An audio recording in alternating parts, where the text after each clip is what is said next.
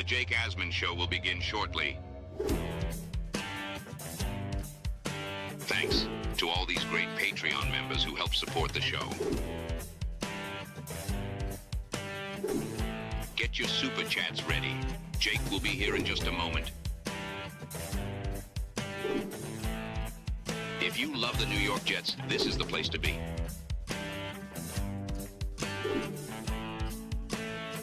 And now, the Jake Asman Show. Can the New York Jets run game bail out the Jets passing game if Justin Fields doesn't take that step forward? We'll talk about that and much more. Plus, the winners of the ASMANIAC Raffle will be announced, and let's give away a signed Nick Mangold jersey during the show. It is the Jake Asman Show, live on a Wednesday. Let's hit it and get it started. Man, our Jets are primed to win another offseason, baby. We bleed Jets green each and every day. Will the playoff drought finally end? Kings of the offseason, baby. This is what we do. At least we have Garrett Wilson. We have Brees Hall. Please subscribe and hit the like button below. Super chat, baby. Cut the line. We have Sauce Gardner. We have Quinn Williams. Prepare to be underdogs. Now it's time to talk all things New York Jets. It's the Jake Asman Show. Here we go, here on a Wednesday. Welcome in, everybody. Click the like button and make sure you subscribe to the channel. Reminder, our weekly raffle will be during the show, so stick around to find out if you won a signed Joe Namath helmet, a signed Don Maynard helmet, a signed Joe Klecko helmet, and a signed Darrelle Revis jersey. Plus, let's do a daily raffle. You'll have another chance to win a prize if you don't win any of those. How about a signed Nick Mangold jersey that I will mail to you? Should you win, just gift the channel membership like JT already did for your chance to enter that raffle. With that said, let's say hello right now to the co-founder of JetsXFactor.com. No, it's not Robbie Sabo. It is Michael Nania. What's up, Mike? Appreciate your time as always. I'm doing good. Thanks for having me back pretty quickly here. Yeah, I mean, look, we had Robbie on. He brought it, and I'm like, I think Nania's got some good insight on this team as well. And you and I were joking about this off air. Anyone who's like covering this team, putting out the volume of content that you and I are and Robbie is, like, you got to love what you do. And you certainly love this team, which is great. And I was reading your story. I'm just going to put the headline up so everyone can see it. The full story is, of course, on JetsXFactor.com. You had a great breakdown on the Jets running game versus their passing game. And what happens if the running game is good and the passing game stinks? What happens if the running game is okay and the passing game's okay? And you cited recent examples in NFL history for us to get a pretty good idea on what the offense could look like. So without me spoiling everything, I want to defer to you. Can you break down your big findings on this running game, pass game situation the Jets are going to be dealing with? Yeah, so what inspired me to go into it is the fact that the more I think about this Jets roster, the more it feels almost like a certainty that this run game is going to be really, really good. And there's a lot of pessimism around the Jets, obviously, right now. I think, and we talked about this also, fans are kind of apathetic right now. They want to see it before they believe anything. They don't want to buy into hype. And I'm not going to hype up many aspects of this team. There are indisputable concerns across the roster, but the run game specifically just has so many pieces to it, to the point where it's very difficult to see it not being at least really good. We'll see how good.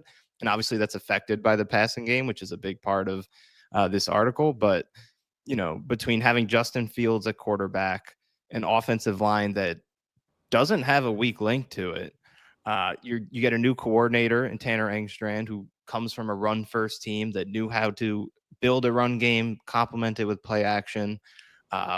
Their blocking at wide receiver, I even think, has improved quite a bit with some of the additions they made. And then at tight end, you have some potential with Mason Taylor and Andrew Beck in there also, who's very underrated as a blocker. So they have so many pieces. And then at running back, obviously 3 deep.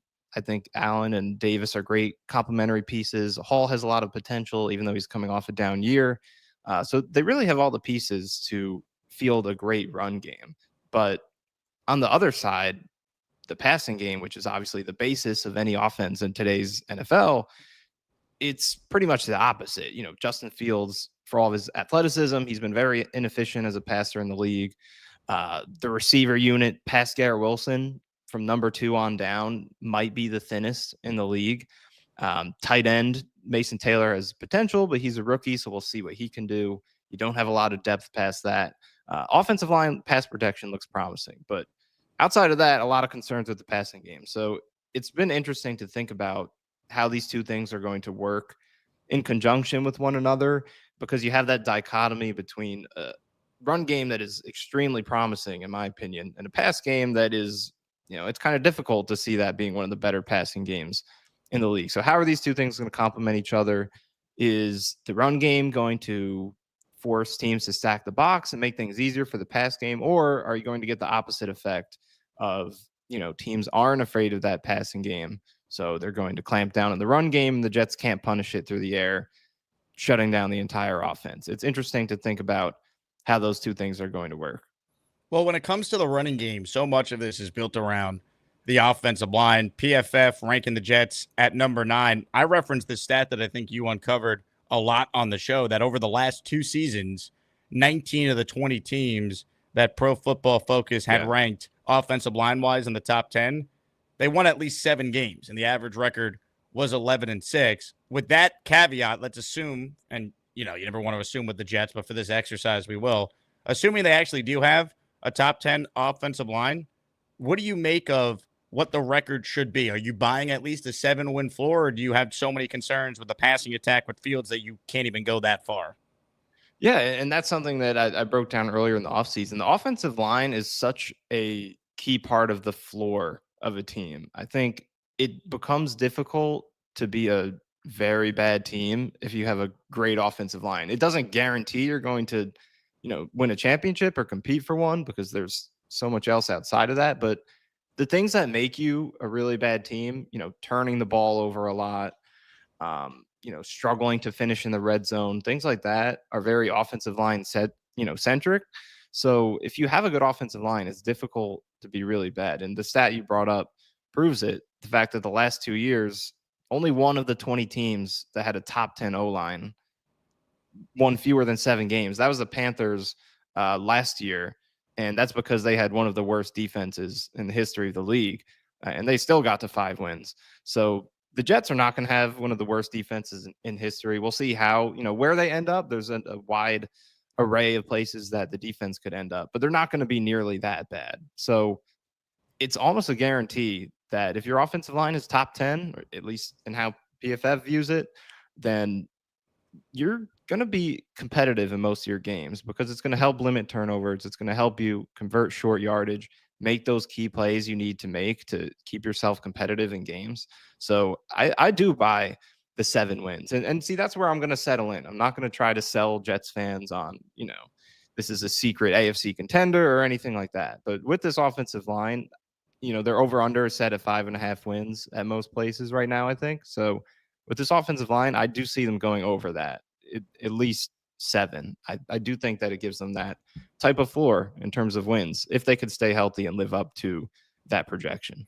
When it comes to like the elite running game, like what in your findings, kind of studying teams around the league, like what number do you think the Jets need to get to feel like they could overcome a bad passing attack? Like, or maybe even a better way to try and like word this scenario is like, what is like a realistic, hey, Jets are ranked this in passing, but if they're this in running, you feel pretty good. And then you could get into, well, I feel good about the defense, so it's okay if the offense is here. I feel good about the coaching, so it's okay as long as the offense can get here. Like, what do you picture it looking like for us to feel like, okay, we can win even if Fields is not the passer that the Jets are trying to sell us he still can be?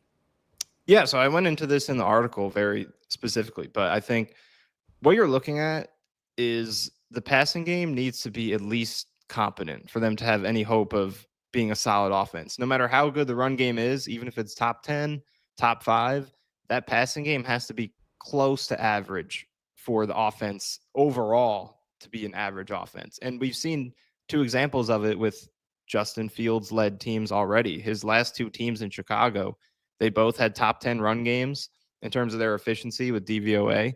But the pass games were 30th and 25th. So the offense was still well below average overall. The pass game, it's just the fact of the league based on the volume of pass attempts that the pass game is going to carry the most weight in determining where you end up. So the Jets have to be close to average. If they can have a top 10 run game and that pass game is like 17 to 20 type ranking in terms of efficiency, not in yards, they're going to be really low because they're not going to throw that much. But in terms of their efficiency, if they could be 17 to 20, somewhere in there, then I think the run game could be good enough to make them an average offense. And then with that, we'll see what the defense does. If the defense is above average along with an average offense, then you have the makings of a team that could, be middle of the pack. You win a couple close games. Now you get 9-10 wins.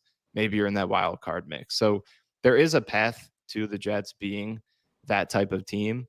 And I think it starts with that passing game, just finding a way to be respectable. I think we all understand the ceiling is capped. It's not going to be great, but if it could be okay, then I think in conjunction with that pass or with the run game, it could be enough to make the offense respectable enough to win a solid amount of games and potentially stay competitive. And it comes down to Fields. And I think beating the blitz is a big part of it, because when you're getting these stacked boxes that the run game is going to demand, which is, a product of his own athleticism, you have to be able to beat the blitz. Teams are going to bring the heat to stop the run, bring more defenders against the ground game. So you're going to have opportunities to throw behind that. But Justin Fields has been very, very poor against the blitz in his career. So that's the key. If he can figure that out, he's going to start maximizing the attention placed on the run game a lot better.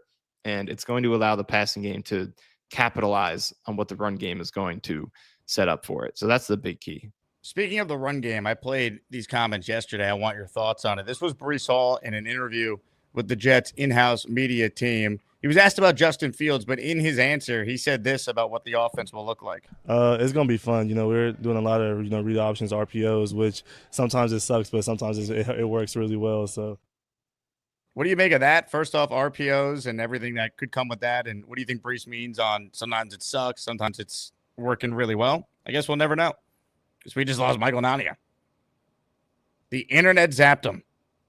Just like that, folks. Unbelievable. All right. In the meantime, comments, questions, super chats, they will cut the line. Hit the like button. We are going to announce the winners of our 31st ASMANIAC Weekly Raffle when we get done with the conversation with Michael. Once again, we're giving away today a signed Revis jersey, a signed Joe Klecko helmet, a signed Don Maynard helmet, and a signed Joe Namath helmet. Plus, let me say this, end of the show, for those just tuning in, Nick Mangold autographed jersey. We send it to you if you win. So if you don't win a weekly prize, how about a daily prize? Chance to win a Mangold jersey, gift a channel membership. And I'll even do this. First person to gift 5 memberships, let's double it, baby. So 5 is really 10. 10 is really 20 for your chance to win a signed Mangold item. With that said, Michael's back with us. I was wondering what happened to you, Michael. I think the internet zapped you. You were about to spill the beans. It's kind of a guarantee. I don't know what it is, but if I come on, just expect that I'm going to cut out at some point. It's part of the experience. It's just unpredictability. It's great. It's great radio and television. It's probably StreamYard, to be fair. Not even your fault. They've been just brutal. But as far as what Breece said there, I'll play it one more time. What do you think this means? It's going to be fun. We're doing a lot of, read options, RPOs, which sometimes it sucks, but sometimes it works really well. So, yeah, I think, what's really interesting about Justin Fields' presence in the run game is that it kind of makes it more difficult to stack the box and stop it, because it's very edge threatening. Most quarterback runs, or, at least ones, Breece are talking about RPOs, option type quarterback runs. He's going to be threatening the outside. So it doesn't help as much to have an extra inside linebacker who's, between the A gaps. So you kind of do have to have more speed on the edge. And that just is going to make it more difficult for teams to have answers to the Jets run game when you could complement the inside game with a quarterback who can get outside. So that also goes back to the passing game. Is that going to make it like our team's just going to accept, okay, the Jets are going to destroy us on the ground. We can't really stack the box to stop that. So we're going to live with the passing game. It makes it really interesting. And also, I think the Detroit run scheme is actually pretty similar to what the Jets were already doing. And just in terms of how often they ran each concept, they were very outside zone heavy. So coming over to the Jets, obviously huge difference at quarterback. They didn't have a threat in Detroit. Now they do, So it will be interesting to see how Engstrand takes what Detroit was doing and then mixes that with Justin Fields and the concepts that you're gonna insert for him, and see how that balance comes out. I think it will allow Engstrand to really establish his own kind of unique, distinct philosophy compared to the Lions where he came from. It's going to be fascinating to see what the carry load looks like for Brees. Like if they're going to give him that bell cow role, see if he can handle it. Can he stay healthy? How involved Braylon Allen's going to be early on? Isaiah Davis. You have any thoughts on how Engstrand ultimately deploys his running backs? Yeah, I'm interested to see how that plays out. I still think Brees will be the clear top guy, but it's just a question of how far out is that going to be? Because it worked really well for the Lions to, they used a first round pick on Jahmyr Gibbs. It's a huge investment for a running back, and they were still plenty fine with mixing it with David Montgomery, and it's worked well. You've gotten the best version of Gibbs and Montgomery by doing that. So I do think Glenn and Engstrand, having been a part of that, are going to want to implement that here. So, but I don't know if it will quite be to that 50-50 extent that the Lions have done with their running back. So, maybe Brees takes half the carries, Allen 30%, Davis 20%, something like that. And I think Davis is an interesting factor in all of this. I just put out some film clips of him earlier today, but he was really impressive in a small sample. So you have to take it with a grain of salt. And some of that was in garbage time against backups, but I was really impressed with what he did last year. He's just very consistent at getting positive yards. He gets north-south, has good vision, skinny through traffic. He falls forward.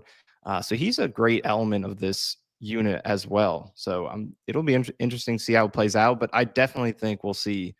The only thing I would say with certainty is I think Hall will see a reduction compared to last year. I still think he'll be on top, and we'll see what the split looks like, but I do think they're going to lean more into that committee approach.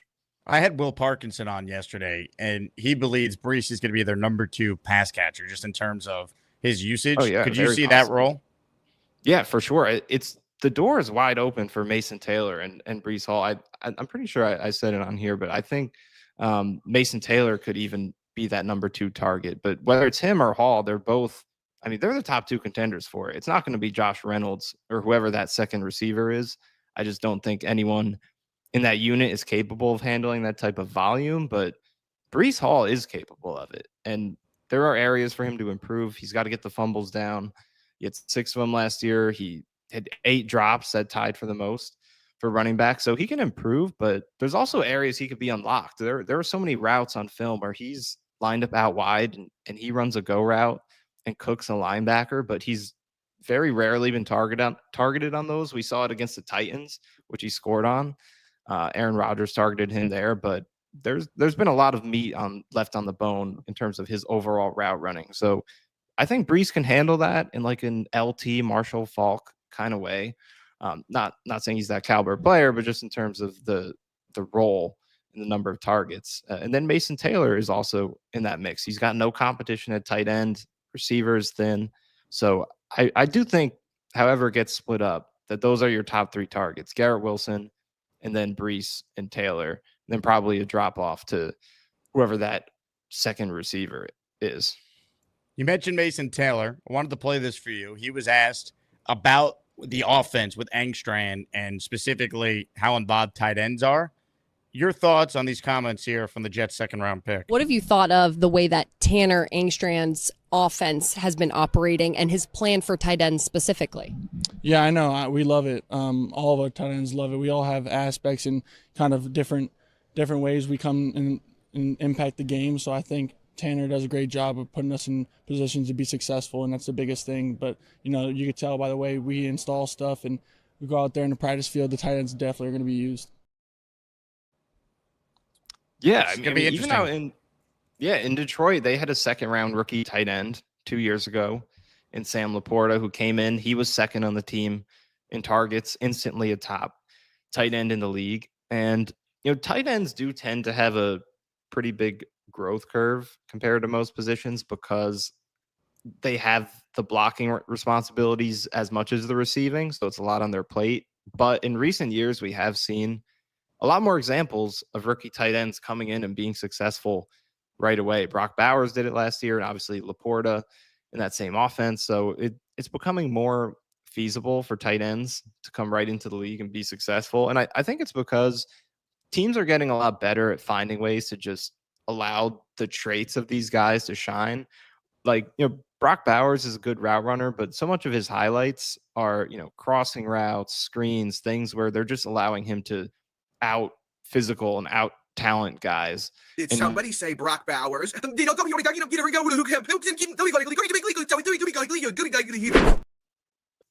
Deep cut for Brock longtime Bowers viewers of my has show. been mentioned.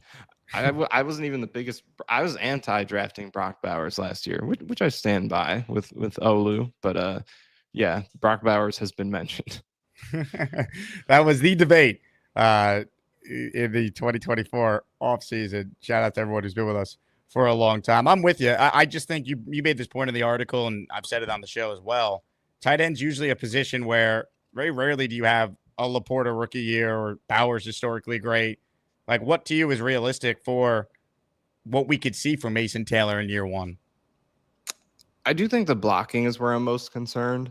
I don't think he's super impressive in that area. Even in college, I watched in the games I watched, he was pretty consistently getting beat. So I think there's a lot of development for him there. And Joe Blewett kind of talked about this. He has the potential to be a good blocker in the league. I think there's just some refinement with his technique that he needs to get there. And, in year one, especially if he has as much on his plate as a receiver as we're projecting for him, I think it might be difficult for him to make that progress as a blocker. So I'm concerned for him in that area. But I really think the receiving is going to impress us in the first year because he just has a natural feel for catching that I think is going to translate really well. You could see it. He's a hands catcher. He doesn't use his body unless he has to. He catches balls outside of his frame. He attacks it. And those are skills that are going to translate. And I think he's going, with whatever volume of targets that he gets, he's going to make the most of those targets. So I feel confident about that, but definitely a little concerned about the run game and the impact he'll have there.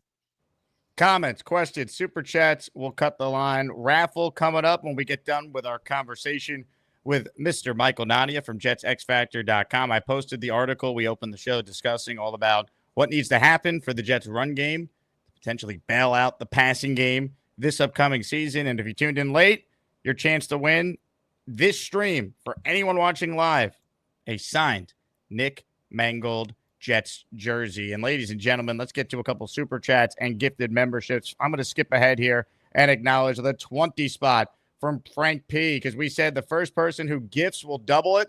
Frank P is in the daily raffle, and when I announce the weekly raffle prizes for next week, he is in for 40. It's the ASMANIAC membership raffle. For every membership gifted, you receive one ticket entered in the raffle to win epic prizes.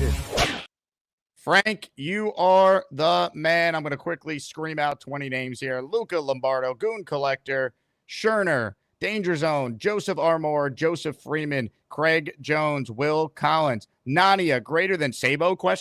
Recipes with Reed, Trav, Canuck Jets, Moshe Behar, Chris 75, Allen still has gonorrhea, Jay, Alexander Brown, Ray Noble, Paul Rodriguez, Bobby's Fuzzy Nuts. That's actually a real one I didn't make up. Those are 20 there from Frank P. Ladies and gentlemen, give it up for Frank, always supporting the show. And then how about John? He came in with a $50 super chat.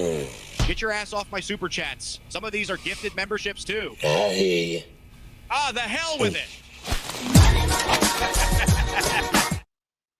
John, thank you. Good luck in the raffle. You are in for 10 with this super chat here. He writes in, I think RPO is way to go with this offense. Fields never had an offense. Run it and play to his strengths. Pittsburgh, he ran Wilson's offense, and Chicago was a dumpster fire with Eberflus. Michael, I know you've done a lot of film study on Fields. You'd looked at what he dealt with in Chicago, what he had last year in Pittsburgh. What's the truth with this statement here? Do you think Fields has not been in the best situation? Do you think some of it is certainly on him? What is the real story, in your opinion, when evaluating what Fields is as a player? Yeah, I think the answer is in the middle somewhere because in a lot of ways, this could be the best situation he's had, early Chicago first 2 years, awful receiving. That was, almost impossible for anyone to succeed with. There was a point where Equanimous St. Brown was his second receiver. Darnell Mooney was first. So that was an issue. Then he did get receiving with DJ Moore in 2023. They still lacked depth, but then the O-line was poor. Luke Getsy was one of the worst play callers in the league by some metrics.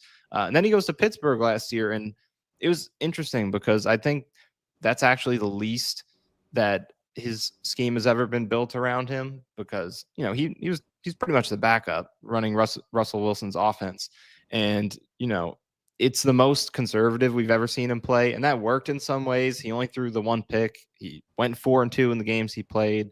His completion percentage was up, but he was also a lot less explosive last year with the Steelers because they weren't really giving him opportunities to do what he does best, which is throw the deep ball and run those design running plays. So at somewhere in between there is the best offense for Fields, because in Chicago, he was just too reckless, too many sacks, too many turnovers.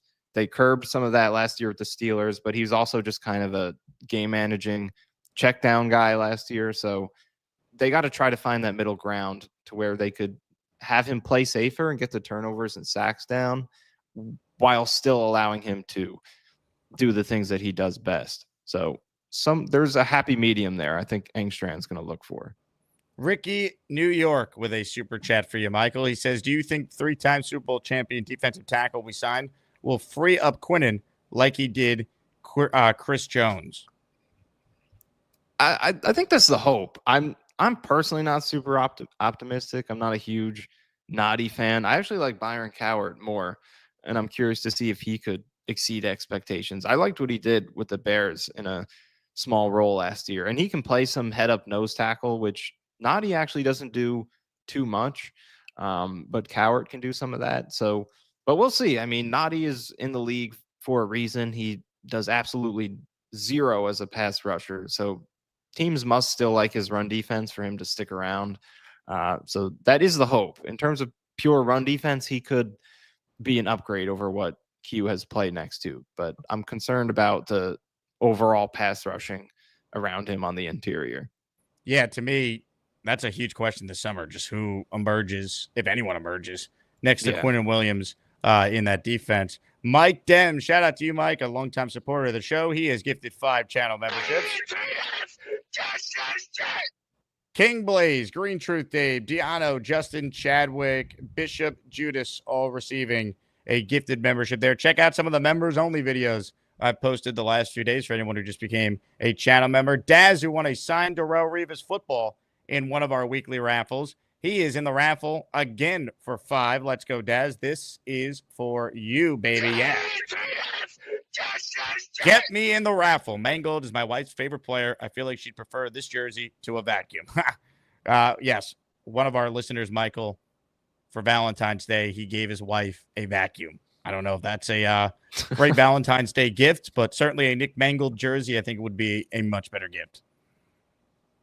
Yeah, it's useful, though. A lot of my Jets jerseys are just rotting in the closet. So I should just get more throwbacks because I don't have enough of those. I'm tired of getting the hot rookie that I'm a fan of, and then in 2 years he's traded to the Browns. So I'm tired of that.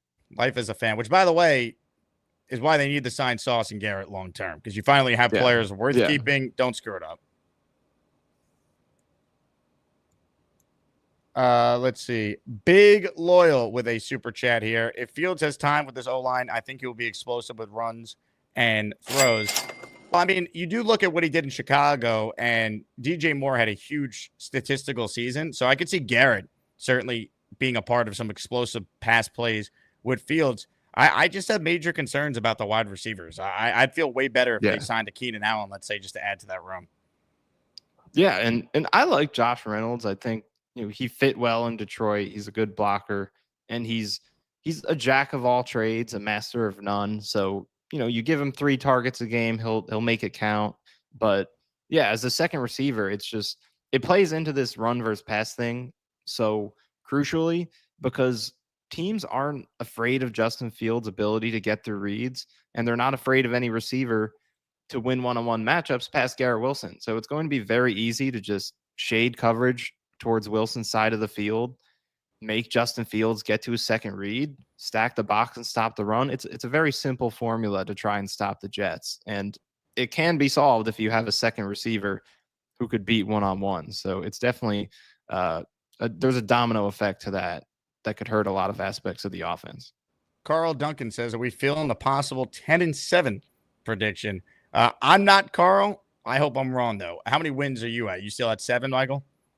I'm going to stick with that 7. I think that's a healthy middle ground, which, some people might think that's a little ambitious. I mean, it's above their over-under. So I'm going to stick with that, but 10 is the max ceiling. I think if things go really well, 8, 9, but we'll see. I do think I'm more optimistic about them than most people, but it's a measured optimism. So I'm still at 7 right now.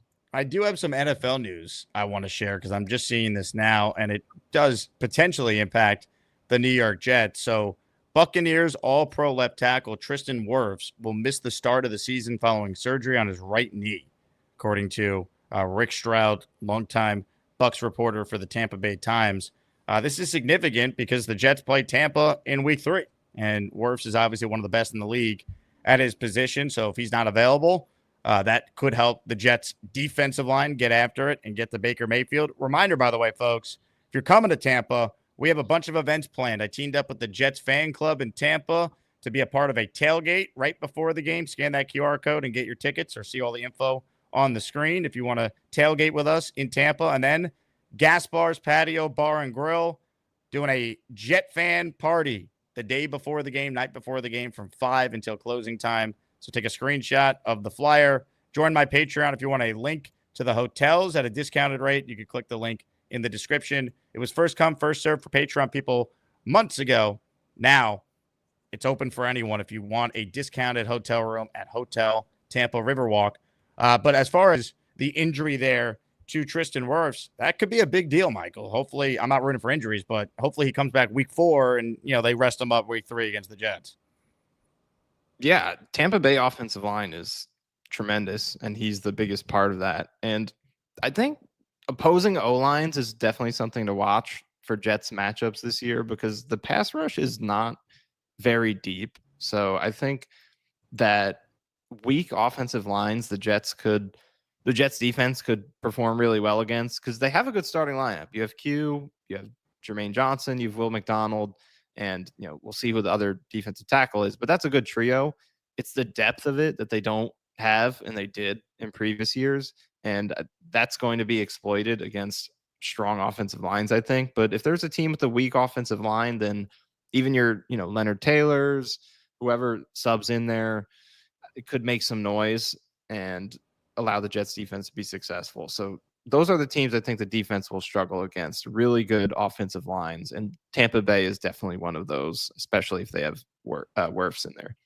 I have actual Jets breaking news, and I think this is certainly something that fans care a whole lot about. Hit the sounder. Breaking sports news on the Jake Asman Show. Announced the New York Jets will have 7 public training camp practices that fans can attend, plus a joint practice. I'll put up the info tweet from Zach Rosenblatt. July 25th, July 26th, July 31st, August 2nd, August 7th, August 12th, August 19th, and August 20th. This is big because I know fans have been asking, is Aaron Glenn going to shut down training camp practices for the fans? Well, that is not the case. So you could watch the Jets practice at One Jets Drive. The first one open for the public is July 25th. That is a Friday. Then the Saturday is July 26th. 31st is a Thursday. August 2nd is a Saturday. August 7th is a Thursday. August 12th is with the Giants. That's a Tuesday. August 19th is a Tuesday. And August 20th is a Wednesday. So those are the 7 public training camp practices. Hoping to be at a few of them. If you've never been, it is a lot of fun. So certainly check it out if you're a Jet fan. The tickets are free. I think it's just first come, first serve. We'll do a lot of giveaways on the show for anyone who secures them and can't use them. We'll get them to people who could take, hopefully, their kids and give them a great experience. You ever been to training camp, Michael? I have, yeah. I went in I think the last time I went, well, 23, I went to the one in Carolina when they did joint practice. In Forum Park, I went in 2021. It's cool. I think the most fun part is being able to like see people who you might not live near and just like kind of see other diehard Jets fans who show up. I went with a friend of mine who lives close by, so that's the most fun part of it. A lot of it, you are just like watching stretches and stuff, but once they get into the actual scrimmaging, it's pretty cool to see how they match up. Yeah, you just got to make sure you get a spot in the shade because, oh my God, yeah, can it be hot? Last year, I think I melted at a few of them, but it's certainly a lot of fun. It's nice that they finally put the overhangs over the bleachers because I know for a while they didn't have that. Yeah, that was a huge problem. Stay tuned for a training camp meetup, Jet fans. We're working on something cool that I'll share once we have some more information there. Hit the like button if you're just tuning in. Michael, I'll get you out of here on this. Do the New York Jets work out a long-term deal with both Sauce and Garrett before the start of the regular season? Yes, I'm going to go yes. I don't know. If you were going to say start of training camp, I was going to be hesitant. I was probably going to say no. I think it might linger a little bit at this point. I think it's going to get done, both of them, before the start of the season. Michael Nania is a believer. Before you get out of here, tell us about the film review that Joe Blewett did on Sauce Gardner. I think it was awesome, and I know you agree, so I want you to plug it to the audience. Yeah, and Joe Blewett's been grinding it with every draft pick, every free agent they signed.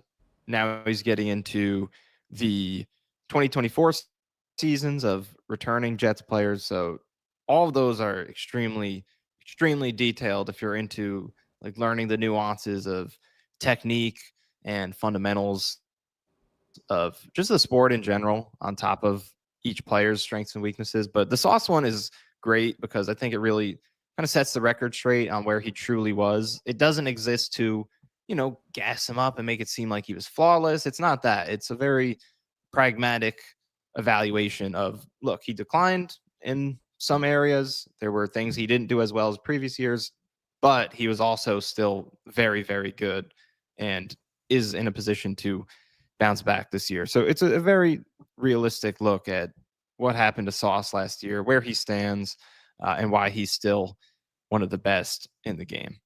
And someone that I think most people think wants to be here, should be here, and is deserving of signing a long-term deal. For sure. Sometimes he could, maybe like be a little more careful with his tweets. I think that's something he could improve upon, but on field, I don't have any concerns. Michael, always good to get you on, my friend. Appreciate you hopping on. I'm sure we'll do it again soon. Thanks for having me.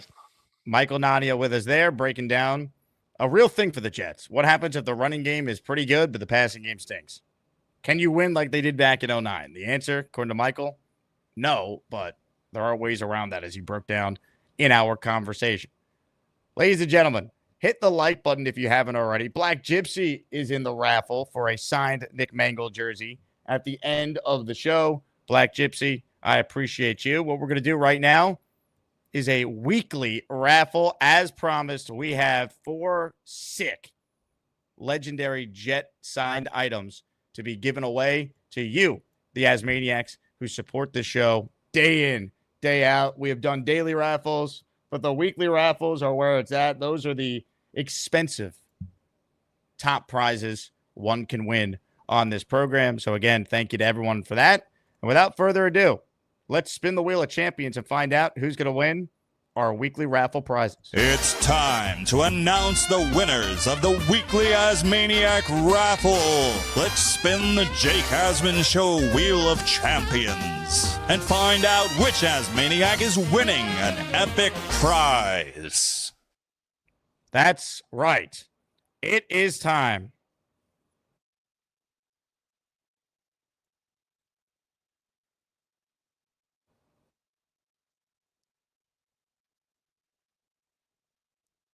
All right, I had a glitch there, but I think the wheel is up. Hopefully you guys can still hear me. I think we're okay. There's all the names. Where's my music? There it is. All right. StreamYard, lower the volume. Jesus. Okay, here we go. Good luck to everybody. Reminder, we're doing a Mangled jersey at the end of the show. So if you don't win here, you got a chance to win a Mangled jersey. Plus, I'll also tell you what one of next week's signed weekly raffle prizes is. I already kind of spoiled part of it, saying that's a signed item, but I think longtime Jet fans will love this one. Ladies and gentlemen, the first item we're going to give away is a Broadway Joe Namath helmet. The greatest Jet, the most important Jet ever. Ladies and gentlemen, the winner of the Namath helmet is listener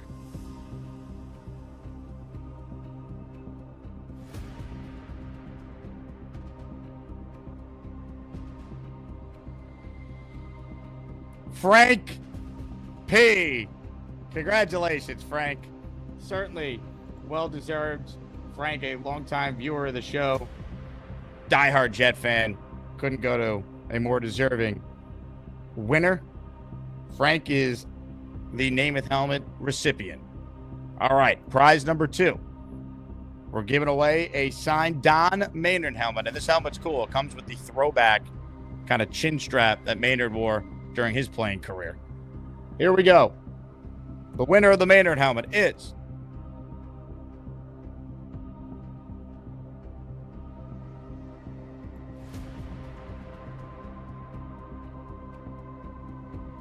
Anthony Lagariano. Anthony L. Congratulations, Anthony. That's awesome. Appreciate all your support. Anthony's daughter, Ro, is a frequent listener of the program. Congratulations to Anthony on the raffle win. Okay.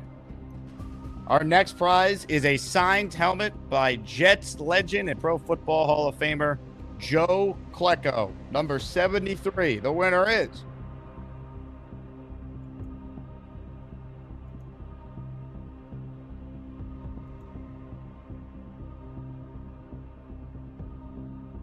Bo C. Bo knows memberships. Bo knows raffle wins. Congratulations to Bo. Ladies and gentlemen, one last weekly raffle prize. And our theme was Jets Mount Rushmore. So we featured 4 of the greatest Jets of all time. To me, this player is in his prime, the best corner to ever play that position. Signed jersey by Darrelle Revis. The winner of the Revis jersey is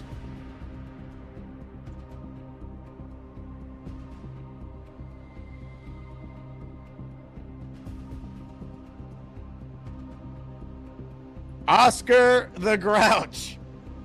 I think Oscar's in Canada, so a little international shipping for our friend up north. Oscar, congratulations.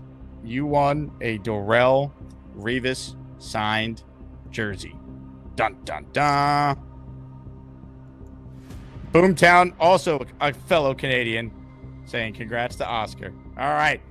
Oscar is our last weekly raffle prize winner, but have no fear because we'll spin the wheel again at the end of the show because someone's going to get a chance to win a signed Nick Mangold jersey. So if you want in on that, all you got to do is gift a channel membership or send in a super chat that is $10 or higher. We prefer the memberships if you could do it.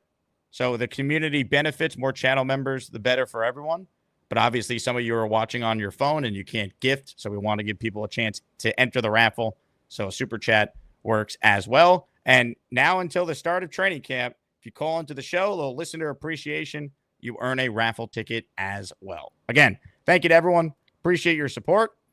Let's open up the Gustbuster Umbrella Hotline. Get into some of your phone calls right now. Shout out to Amid. I saw he used his AsManiac Super Chat, but there was nothing attached to it. So if you got something you meant to ask, write it in, and we will bring it up on the screen.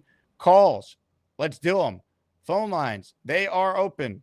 Ladies and gentlemen, first up today is none other than the great Kyle Clifton.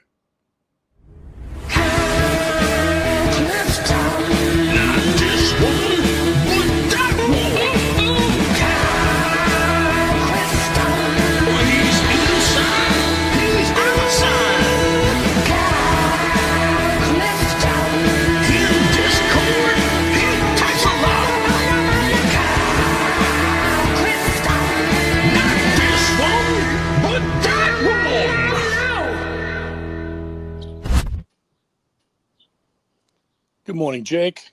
Hello, Clifton. You know, it's funny. I used to gift a lot more memberships, but like I have to go and do it on the kids' iPads. I got yelled at. I got yelled at last night because my daughter couldn't get into her Google site for theater camp or whatever, because they couldn't remember what the password was or the email address, because I had my email address in there for accessing the show. So I got a kind of a dirty look from Mrs. Clifton last night. It's too funny. I'm sorry about that. I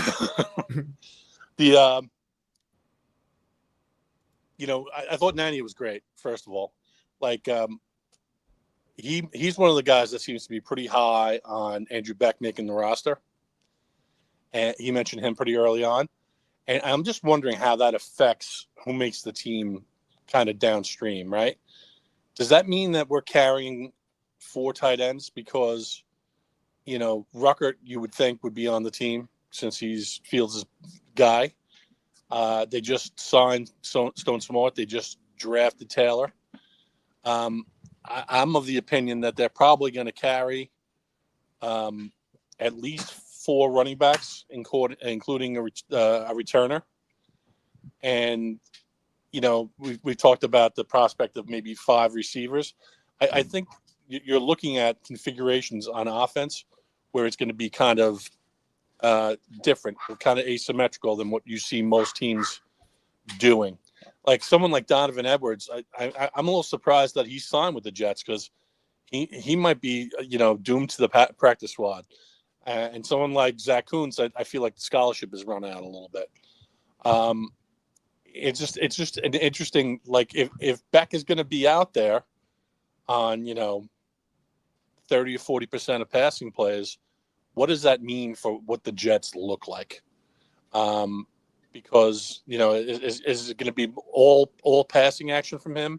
Is he just out there as an extra blocker, or is he going to be doing some short yardage stuff? I wanted to see what you thought about it. It's a great question, and it's very hard to even kind of predict, however you want to word it, because we don't know. Like, I don't know what Engstrand's belief is in that position, especially when the quarterback that he has, we've never seen him work with that at the NFL level. Like, Jared Goff is a wildly different quarterback than Fields. So how do they value how many tight ends and fullbacks they want to keep? That's why I think when you talk about the wide receivers, people are like, oh, they'll keep 6, and then one of them's Corley. I don't know. I don't know if they're keeping 6 wide receivers. They easily could keep 5 and keep Andrew Beck as a fullback with Ruckert, and then Stone Smart they signed, and then obviously Mason Taylor's not going anywhere. So it's going to be interesting to see what the roster gymnastics are with that. Right. Because I feel like the people who do the content for the Jets, they're not even whispering it anymore. They're basically screaming it at the fans who might not appreciate it, that Beck is going to be on the team. That's to me one of the more interesting aspects of how the offense is going to look. As far as the inside outside stuff goes, I will let the chat know that I'm on vacation, so that's why you're getting what you're getting right now. But the forecast is not great this week, so it's all up in the air. Are you on vacation? Is it a staycation, or you're at an undisclosed location right now? It's a staycation. I don't go anywhere since I live at the beach, so it's just a matter but things are so dependent on, by the time the kids get back from camp, and one of them just came back from the morning session, it's going to be low tide by the time we get down to the beach. So, like everything in life, there's many factors that go into it. Wow, this is big, because now this could significantly impact how people guess in the famous inside or outside game. I like keeping the chat guessing. I'm not going to lie. Ladies and gentlemen, there he is, the great Kyle Clifton. Check it in. Love the shirt too, Kyle. Appreciate your support as always. Amid's comment was, just wanted to thank Jake and the Asmaniacs for everything. And can we get a Nania versus V-Man side by side? It's funny. People say that Nania and V-Man look alike. I do see it. I can't do it side by side right now, but if someone watching wants to email me, AsmanJake@gmail.com, a side by side of V-Man and Michael Nania, I'll put it up on the show. Also, Eli says, let's kick the tires on Henry Ruggs. God, man. Remember Henry Ruggs scored that touchdown to beat the Jets? It was the best moment of 2020.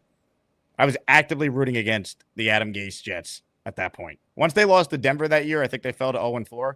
I went into tank mode. That was the most miserable year ever, but I wanted them to go 0-17. Or I guess it was 0-16 still. I wanted Gase to have that on his record. Like, my hatred of Gase surpassed my love of the Jets. Like, I wanted the first pick. And that moment there, that was unbelievable. We're like, it's destiny. They might actually do this. Only to then beat the Rams and the Browns back-to-back weeks. Brutal. Absolutely brutal. Ladies and gentlemen, stop what you're doing and let's all sing along. I'm Ricky, New York, and I love to smoke. Florida State, I really love Florida State. Jordan Travis, you know he's from Florida State. At any rate, I call into smoking debate. Florida State, I really love Florida State. Ricky, New York is my name. Florida State is my game.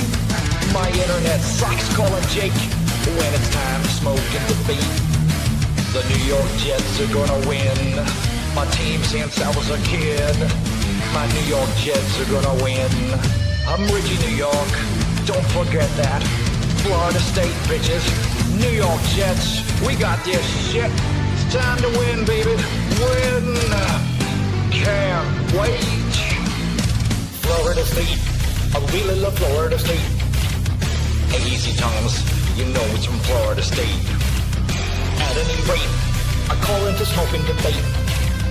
Florida State, I really love Florida State. At any rate, thanks for taking my call, Jake. I played the extended version for you, Ricky. Yeah, I was about to say we got all the intros today. Nice. You deserve it. You know what? Just for the hell of it, last night I was sitting here and I was watching some of Fields' highlights from Pittsburgh last year. And I know that, you know, we keep talking about our receiver room and who might emerge as wide receiver 2. And I keep hearing people say, you know, it doesn't matter. You know, in the offense, it's going to be Garrett, dump off, whether that be running back or tight end or run. But I mean, listen, there's no way we're going to run an offense where we only throw to one receiver. And that's just silly. Now, it might not be a priority, you know, the number 2 receiver, but, you know, other receivers besides Garrett are going to get the ball. So I was just kind of watching to see, you know, how he distributed the ball. And aside from Pickens and Freiermuth, the tight end, there were a lot of James Washington catches and a lot of Calvin Austin catches. And as I was watching it, I was thinking, you know what? Look at this Calvin Austin. You know, he's a smaller, quicker guy, and you know, from a size / speed profile, you know, is maybe similar to like an Arian Smith. And so it was just encouraging watching that to me, because watching it in real time and seeing like, yeah, you know what? He was hitting other guys. He was getting other guys involved. It made me feel a little bit better about it. But I do agree with, you know, the person that sent in the super chat earlier. You know, I don't think they were really. He was running Chicago's offense when he was there, and he was running the Russell Wilson offense essentially, you know, last year. So it's going to be nice to see an offense, like a playbook that's basically designed for him. And I don't know. I think Fields is going to be better than a lot of people expect.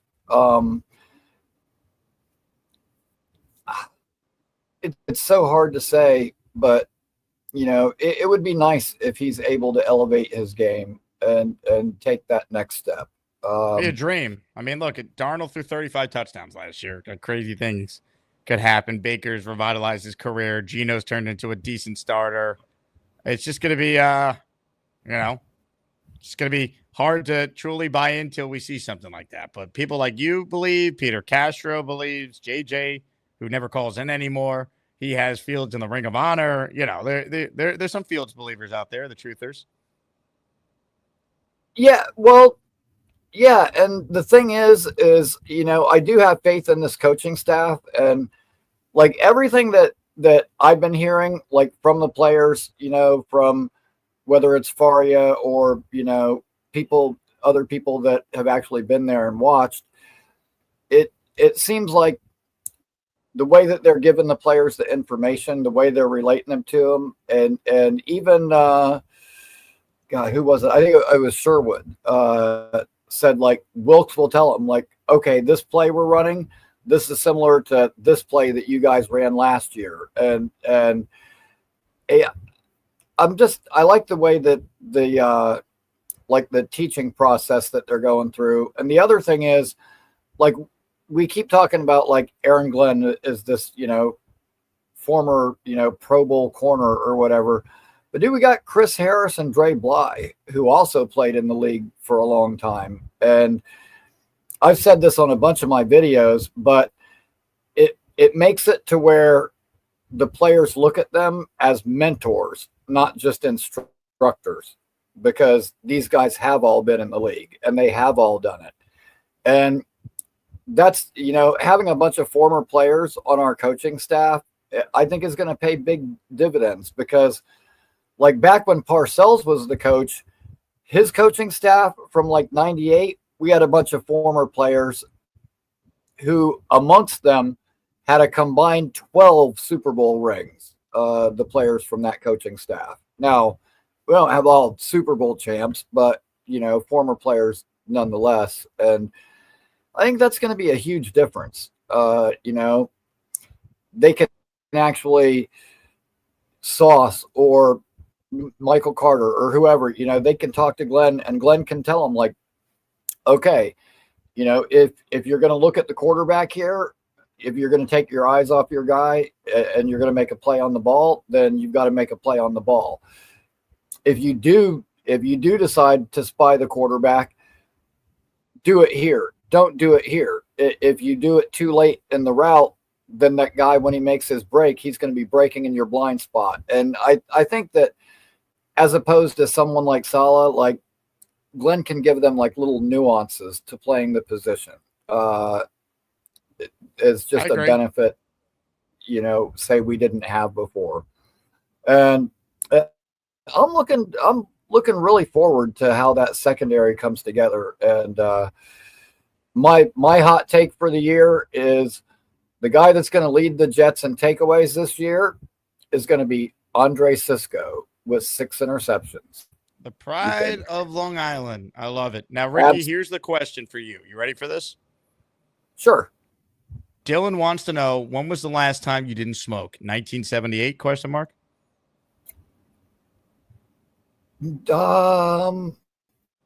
Yeah, I probably wasn't smoking in 78. I was probably a little bit young to be smoking then. By the 80s, it was real smoky. But you know what? I actually take breaks from smoking, so it's probably only been about a week and a half or so. But yeah, I periodically take time off, and sometimes there's stuff that needs my attention that calls for clarity and focus, and so sometimes you got to take days off. There's a time and a place for everything. So that would be my answer. Now, here's my follow-up question. You and Beastbreaker famously had one of the great rumbles over the past year in this show's history. Where are you at with Beast right now? Have you calmed down? Have you smoked and got clarity on Beast? What is your relationship with Mr. Breaker? I'm kind of mending fences with him a little bit. I talked to him on Bobby's show one day, and then the other morning I woke up a couple days ago, and I'm like bleary eyed, didn't have my contacts or glasses or anything. I'm like, look, and I'm like, Bobby Midnight sent me a message on Discord, and I'm figuring it's just a link to his show because that's what I usually get. Not like a hello or a how you doing, just a link. That's it. Yep. I click on it, and it was actually a message from Beast. It wasn't Bobby, but I talked back and forth with him, and I had Gator send him a video of my buddy who did a bunch of wrestling stuff and was also a heavy metal singer, and I shot him a couple of videos through the Discord too, and so we're getting there. We're getting there. You know, there were some comments that he made when he was kind of new to the show that rubbed me the wrong way, and I'm not going to go down that rabbit hole. It's in the past, so I'm just going to leave it in the past. But speaking of classic epic Ricky New York Rumbles, let's not forget I'm the one who gave Tanky V his name, and I have to bring this up because the last time he was here, he wanted to bag on Sauce for his social media and who he's dating and everything else. And almost as in response to Tanky V, Sauce goes on Pat McAfee and they ask him about the Spice that he's dating. And he was like, nah, not going to talk about it. That's private. We're just going to leave that alone. And basically did the opposite of what Tanky was accusing him of doing. Sauce is a good guy. That was just a bad take. So I figured I had to mention that though, because it was perfect timing. Like he had that take, and then like 2 days later, Sauce was on TV doing the exact opposite of what he was accused of doing. I like it, Ricky. Keep all those receipts. Yep, absolutely. But anyways, that's about all I got today. I just got in from work and I'm so tired. Like I can't even think of any other Jets takes right now. I need some sleep, and I'll come back tomorrow refreshed and ready to smoke and debate. Ladies and better gentlemen, than today. Ricky NY. I'm Ricky New York, and I love to smoke. Florida State, I really love Florida State. Hey, easy Thomas, you know it's from Florida State. At any rate, I call into smoking debate. Florida State, I really love Florida State. At any rate, thanks for taking my call, Jake. Great call by Ricky. Ladies and gentlemen, we are presented today by my friends at Circa. Circa Million and Circa Survivor are back with a massive $21 million in guaranteed prizes. Circa Million. Pick 5 games against the spread each week. 126 ways to win with $6 million guaranteed. Circa Survivor, 1 pick a week, no point spread. Last the longest to win it all. $15 million guaranteed. Enter in Nevada, play from anywhere. $21 million guaranteed. Visit circasports.com for details. Let's go, baby. Come out to Vegas with me. I'll be there at the end of August for their contest weekend. August 21st and 22nd. That whole weekend, you could start signing up for the Circa Million contest or the Circa Survivor. I mean, let's go, man. Let's go. It is going to be an awesome football season. If you have never been to Circa, you're missing out. It is my favorite place in Vegas. It's the only place I stay at this point. When I am in Vegas, they have the largest indoor and outdoor sports book. Stadium Swim is the name of the outdoor book. You see it on the screen there. For those of you who came to the Jets Raiders AsManiac outing a few years ago, you know exactly what I'm talking about. This place was sick. Shout out to the owner, Derek Stevens. You see him on the left. Mike Palms, who's in charge of their sports book, on the right. They'll both be on our show when we're out there in August. So Circa's great. I can't recommend it enough. Whether you're in the Circa Million or Circa Survivor, you're not going to find better pro football betting contests than those two. So check it out. CircaSports.com. All the information, or just reach out to me and I'd be happy to walk you through any questions you might have. Shout out to Circa for being a longstanding partner of our show. Phone lines are open. Let me announce, because we already gave away the weekly prizes for Raffle 31. Again, congratulations to Frank P. for the Namath helmet, Anthony for the Maynard helmet, Bo C. for the Klecko helmet, and Oscar the Grouch for the Revis jersey. But at the end of the show, we're giving away a signed Nick Mango jersey. That's a daily prize. And starting now, right, or any membership you gifted during the show, and now goes towards next week's Top ASMANIAC Raffle prize, which features a signed helmet by Bill Parcells. Signed and authenticated Coach Bill Parcells, Jets helmet. We're talking about Glenn. He's a Parcells guy. I don't think we've ever done a Parcells giveaway before. So Bill Parcells signed helmet by the Hall of Fame coach himself. We give that away next week on the show. So get the membership if you want in. Call into the show if you want in. Your chance to win that, and we'll add some more prizes as we go based on how many memberships we get over the next couple of days. With that said, let's continue with your calls right now. Ralphie Rocks, I believe, is on the line. Ralphie, I don't see a camera. If you see a white screen, but we'll try it anyway. Hello, Ralphie. Now it's a black screen. Ralphie, you there? He's not there. I'll tell you who is there, though. Ladies and gentlemen, watch a little magic trick. Pew, pew, pew. Abracadoodle. What's up, Beast? ¿Qué pasó, Magic Canal? Really? I don't deal in magic, my friend. I deal with facts. Stock markets are right now red, smoking, blazing hot. I like that. I like that. Good. You know what? It dawned on me yesterday. You and Big Fella should be managing the Yankees. Really? You should be. You got tools because Cashman, he's done, finished.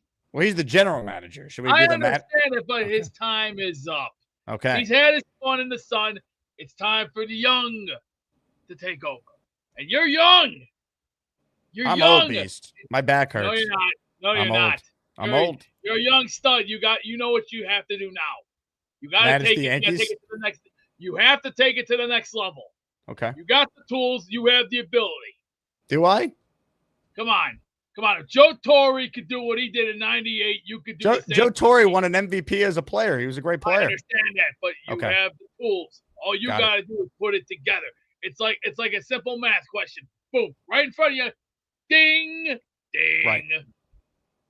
All you got to do is manage it, and you got the tools. I mean, come on.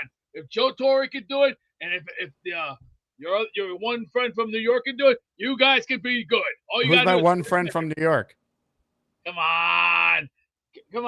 You know who I'm deferring to, the coach for the Yankees right now. I mean, you got the best friend in the world. You got the best friends in the world. You got Chipotle. You got all these other places. Oh, and they're also building a Chick-fil-A in Cicero. I said, A what? They're building a Chick-fil-A. I went, oh, I believe you meant a Chick-fil-A. They got rid of a sushi bar for a Chick-fil-A. I went, what is so big about Chick-fil-A? What is so big about it? I think you mean Chick-fil-A, Beast. Yeah, what is so big about it? Have you Is never better had than it? Popeyes? Have you never had Chick-fil-A? No, I haven't. Wow, this is I've actually. passed it 100 times, but I'm not the kind of person. I'm Wow. more of I'm a Five Guys guy. Five Guys, Cheesecake Factory, Red Robin. This is one of the big surprises I think ever. You have never had Chick-fil-A, Beast? No, I haven't. It's I passed tremendous. it 100 You're times, missing but out. Well, what's the good thing about Chick-fil-A? What do they have? Well, first off, it's Chick. Repeat after me, Beast. Ready? I'm going to teach you. Chick-fil-A. Chick-fil-A? What do they got? Chick-fil-A, yep. What do they have that'll turn me on? Well, you want to take a guess? It's in the name. Really? I'll have to take a look. I'll have to go up there sometime soon, but not during the hot weather because you don't want to have something heavy on your stomach, especially in the heat, because then you'll wind up in the bathroom 5 minutes later going, ew. That's not the fun. But I do see. Beast, you're missing out. Chick-fil-A is excellent. Get a crispy chicken sandwich from Chick-fil-A. It will change your life. All right. I'll tell you what. I'm gonna hold you to it. And if you had Venmo or any other form of being able to send you payment, I'd pay for your first Chick-fil-A, but getting you payment's impossible. Well, hey, what you see is what you get, my friend. Okay. Everything has its purposes in life. It's a matter of who, what, where, when, why, and how. And I do see the first 3 games. Aaron Glenn should start the young rookies first. They need to learn. They need to learn pain, submission, and getting stretched. And I'm talking stretched black, blue, and sore for a couple days. Nate wrote in, Beast looking to get turned on by food is exactly why he's built like a snowman. Nate, I'm not no snowman, my friend. I'm 5'9", 259. Bigger, smarter, educated, badder, tougher, and very wise. See, a wise man learns from his mistakes. Always remember, never make the same mistake again. Keep your head up and don't sink with the fish. Think about that. Think about it. I don't know what you're saying, Beast, but can you give everyone an idea on what an Aaron Glenn practice, now that we have the dates that they're actually going to be open for the fans, what it looks like? Can you move the mic? Okay, girls, you know how to play this game. 3-4, 3-4. 3-4 meaning 3 right here, 4 right here, 3 in the back, and also 1 in the deep, deep, deep back. When you're ready and you look, just tell that quarterback, come here. I got something for you. This is the NFL, son. Get ready for the teeth to be knocked out. You're gonna get what's coming. Hey, Drake, I see something for you. What I tell you, Drake? Hey, Patriots country, my ass. This is J-E-E-S country, and you put that in the bank, punk, and sit your ass down, punk. I might be big, I might be bad, but I'm going to take your ass down. Well said, Beast. We covered a lot of ground there. Chick-fil-A. Someone wrote that's the Mexican version of Chick-fil-A. How is Beast Breaker at allegedly 5'9", 259 never had Chick-fil-A? That is a stunning admission. Beast, you'd love Chick-fil-A, man. You'd make sweet love to the Chick-fil-A sauce. I know you. Kyle Clifton with a super chat here. He's in the raffle for 2 with this $10 super chat. That T2000 Terminator prototype was a huge disappointment.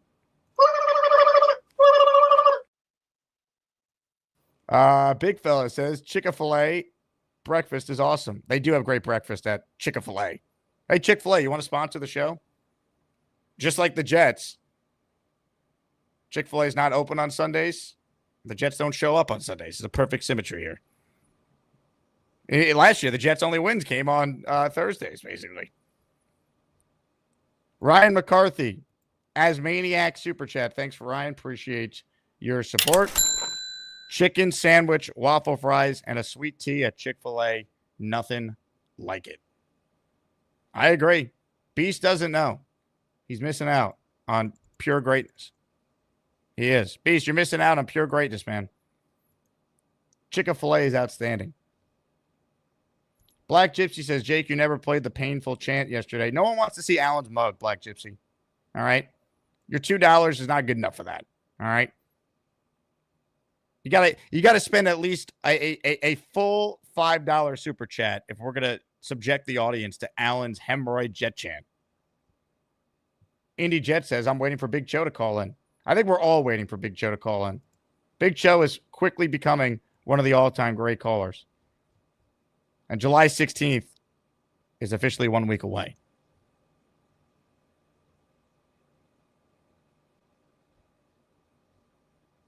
Ricky writes in, no way 259. I'll bet right now he had 1 pound for each day of the year. Beast, are you 354 pounds? Who in God's name is smoking crack, and who's writing this little cheesy, weak, lame bullshit? That doesn't look right. My book, not my book. Beam boom boom beam boom beam boom boom ba beam boom ba beam boom ba beam boom boom beam boom beam boom boom ba. AD with a super chat here. He joins the raffle for 2. No idea what's happening, but can I get a ticket? I like Raising Cane's. Well, you spelled Canes wrong with a K, but I do appreciate you, AD. You're in the raffle for 2, my friend. Raising Cane's is my number 1. Chick-fil-A would be 2. I did have Taco Bell last night. It's been a while. Last night, I got done with radio at 10. I had not eaten a thing all day, and we went to town on some Taco Bell. More calls right now. We tried them earlier. It didn't work. I think it's going to work this time. Ralphie is next. Hello, Ralphie. How are you? Oh, he got the bucket hat on. Let's go. You won that raffle, right? Yes. Love it. It makes me want to do my channel my inner fireman Ed. You ready? Let's go. All right. We're going to go A, B, K, A. No, A, B, R, A, K, A. Doodle, doodle, doodle. Abracadabra. Ralphie, well done. Pew, pew, pew. Abracadoodle. We go to Beast Breaker to respond. Beast, what'd you think of that magic trick? I don't watch bullshit. If you want real TV, you watch Empty Nest. Yeah, it's a 1980s show. I've seen it hundreds of times. Or if you want something more funnier, watch some Night Court with the great Harry Anderson. That guy at least can do magic tricks. I'll give you magic. Wizard and magical fart blasting. Ladies and gentlemen, more of your calls. Mike is next on the show today. Hey, Mike. Jake, how's it going, brother? What's up, Mike? I'm ready for training camp, as you can see. I'm ready. Let's go. What jersey is that? 99? Is that Will McDonald? I don't think so. I think this is from 2020. 22. Who was 99 in 2020? I think last name Green. I'm not too sure, but it's definitely not Will McDonald. Well, it looks pretty cool. I don't know which player that is. That's awesome. Yeah, I picked it up. $20 at a thrift store. It's nice. It's like a legit training camp jersey. It's a legit training cap. Yeah, it has like the 6 rings shoulder pads. I can actually go for some Chick-fil-A right now, actually, too. Okay, I'm getting hungry just thinking about all this. Sheesh. But Jake, I tuned earlier when you were mentioning the 2020 season. I joke around with my friends, even employees. By the way, I think that's Steve McClendon. Is it 99? He wore 99 and he was on that team in 2020. Probably. But I joke around all the time at work and with friends of mine that we don't know how to win and we don't know how to lose. We just know pain. That's the only guarantee with being a Jets fan. Jeez Louise. But referring back to your show yesterday, I know you had the clip of Mason Taylor on, and he's talking about his role in the TDs, the tight ends. Is it me, or did he mention that each tight end has a different role in a team? Did I pick that correctly? Yeah, I think he did allude to that. He said that they have very specific roles for what they're asking of all the tight ends. Okay, gotcha. Yeah, because I tuned in yesterday. I'm like, oh, that's pretty interesting. I'm assuming we're gonna have a whole bunch of packages going on, depending on who's in the field. People are guessing who your jersey is. Clifton wrote Brian Thomas. It's not, because it has the Atlantic Health practice patch on, so you know it's recent. I think I found who it is. I think it's Steve McClendon. There's the matching jersey. And here's a rip. Look, it has the same rip. Does it actually? Yeah, look, it's ripped. Wow, and you can see in the picture. Wow, that is actually the jersey. That's Steve Look at that. Random Jets that actually weren't bad. Steve McClendon was a decent player for this team. Nice guy, by the way. Really. Look at that. That is what Steve McClendon. $20, well spent. And you got this at a thrift shop? Yeah, it was a thrift shop by where Gorman lives, by Metro Park area, by I think it's Edison. Wow, that is something. It's pretty cool, right? $25. Yeah, McClendon is he's a good dude. My friend Carly, who has like a custom like cleats business, she made cleats for him a couple of years ago. That's awesome. That's pretty cool, man. Again, I got it for $25. You can't go wrong with that. Yeah, that's good for you, man. I guarantee you no one else has that. So that's pretty right. Well, Jake, thanks a lot for taking my call. I'll go back. I think I'm actually gonna go grab some Chick-fil-A. And hey, Mike, you enjoy your Chick-fil-A and your Steve McClendon 2020 practice jersey. I appreciate that, Jake. Be safe now. Mike, you're the man. And if you see anything like that at a thrift store again, let me know, and I'll buy it off you And we'll use it as a raffle. That's pretty cool. By the way, here's a better graphic of the training camp schedule that are open for fans. The weekend ones are easier to get to, and there's 2 of them. I guess you can count Friday, too. July 26th, August 2nd. I'm going to try and go to at least one of those.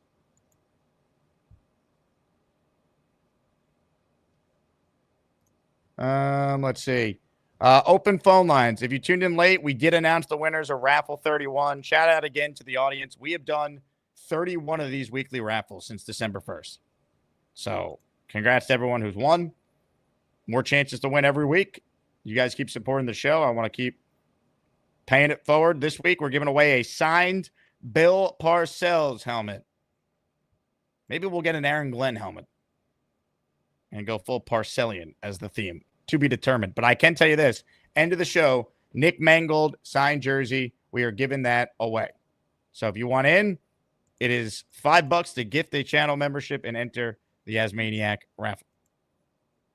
More calls. Coach Oglick is on the line. What's up, Coach? Good morning, Jake. What's up, AsManiacs? Hey, Ricky, I love that you went last night and watched some film on Justin Fields in Pittsburgh. That's the kind of crazy I am, and I think a lot of us are, where we're grabbing any content we could find, watching highlights, connecting the dots. Makes me feel like I'm in a safe, respected space when I'm on the show or listening to you all. I got to jump now. I'm heading up to the San Francisco Giants game with my son. Took the day off, so I'll be sporting my Yankee hat up there as always. That's all I got today, Jake. See you, AsManiacs. Go Jets. Coach, all the love. Love that. Open phone lines if you want in on the conversation. Stack says, hit the like. It's free.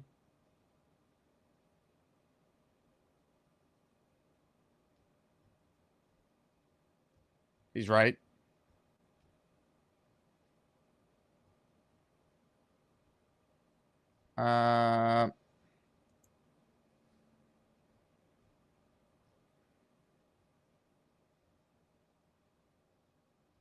Did I miss a super chat here? John, who won? Did I win? You did not win, John, but you have more chances to win. You just won't be able to win the 4 prizes we already gave away. That went to Frank P., Anthony L., Bo C., and Oscar the Grouch, who I believe lives in Canada. Dan writes in, Jake, it was nice to see the Yankees spank some ass last night. Do you think they're back? I mean, they've won 2 in a row for the first time in like 2 weeks. No, I got to see more. They're starting their top prospect today. Seattle's good. But the Bats got to wake up. That was good to see. They actually played Jazz at his natural position, which they should. Put Peraza at third. I mean, they played great defense last night. Gee, I wonder why. It's almost like if you play guys at the right positions, you're going to be better. I mean, LeMahieu should be on the bench. I got to see more. I mean, they're not going to play as bad as they played in June into July the rest of the way, but they got to play a lot better. Like, if they go 500 the rest of the way, that might not be enough to make the playoffs. They got to be better than that.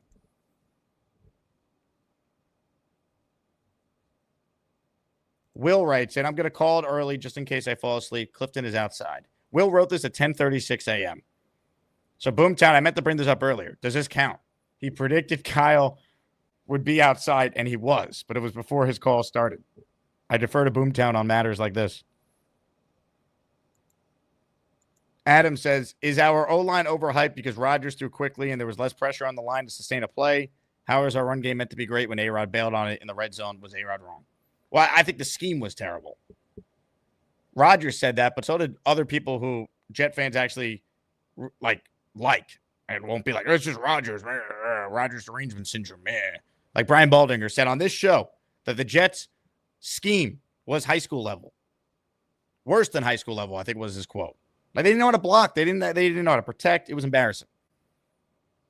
So we're hoping the coaching's better because we're talking about the talent. The actual talent of the line is good. You got to be coached properly. O-line coach is super important. Sham 10 channel memberships just gifted. Let's go. Want to see some magic? Abracadoodle. Beast, thank you for making Sham gift 10 memberships. I know you cast a spell on him. For that, we appreciate you. 10 channel memberships from the CEO of the ASMANIAC Discord, the man who makes it happen.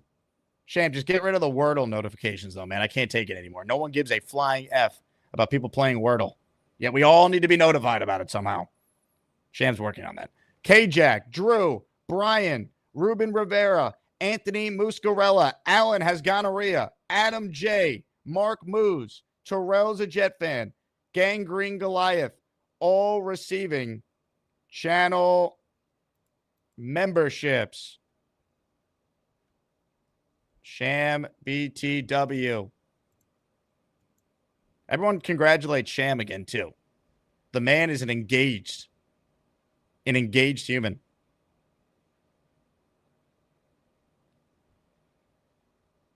Beastbreaker says, play a man's game. Chess. You a chess player, Beast? Age 13. Learned it. Keep your pawns at all costs. If you lose them, you're screwed.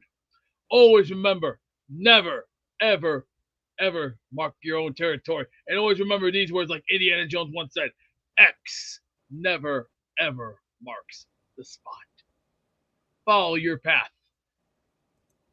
Take the right road. Don't be dumb.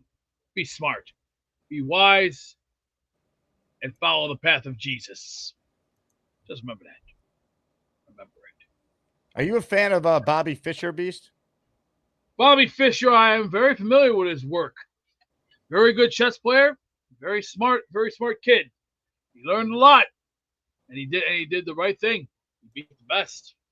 Always will beat the best.